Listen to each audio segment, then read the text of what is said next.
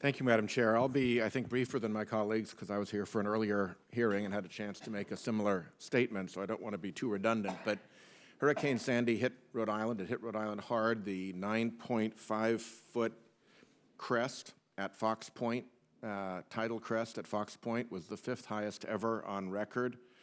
And we had 130,000 homes and businesses lose power, which is a significant portion of a state of 1 million people. The southern coast of Rhode Island was hit the hardest. This is the westerly coast. This is Musquamacut. And you can see how the hotels and restaurants along the shore were really clobbered by this. I can remember walking around and seeing, coming up out of the beach, jalopies, vehicles from the 1930s and the 1940s that had been buried those decades ago to hold the beach intact.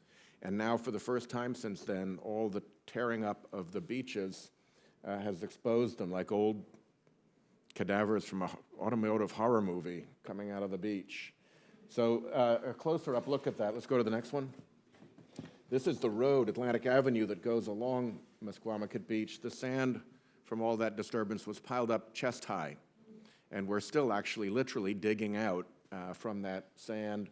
The damage went back into neighborhoods behind this commercial street, several blocks back, and it was a very considerable blow. Now, mercifully, a lot of these businesses are seasonal businesses, and the spirit there is fantastic about getting back and getting up and getting running. The local Chamber of Commerce is already taking up local collections to help their business colleagues get back in operation in time for our next summer season. So we hope we'll be able to greet Rhode Island's tourists with a wonderful set of restored beaches, but it is going to take some help. Let's go to the next one.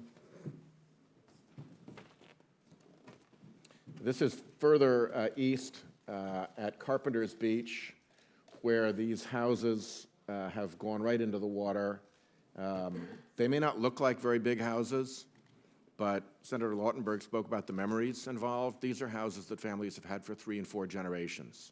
And as you can see, they're close to each other. This is a very tight summer community.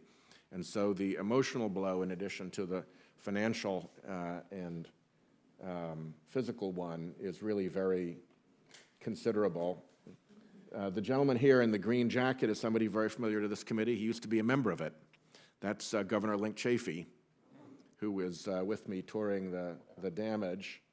And the lady, I think it was the lady who owns this house actually right here that he's looking into, told me that when she was a child, their house had a big lawn, and then there was a roadway, and then there was a parking lot, and then there was a beach. And the beach was so long that she can remember having to hustle across it because of the hot sand burning her little feet, rushing to get to the water, but it was a long haul. So there's been an enormous amount of beachfront loss that is really a systemic problem in the Northeast, and in particular in Rhode Island. So we also toured Narragansett, Rhode Island, where there's an absolutely iconic, wonderful restaurant out over the water at the point called the Coast Guard House. And it was washed right through. Mercifully, structurally, it appears to be sound, but it's going to need a complete rebuild. I know the owner, and my guess is they'll probably be back in operations for a New Year's party because he's pretty energetic.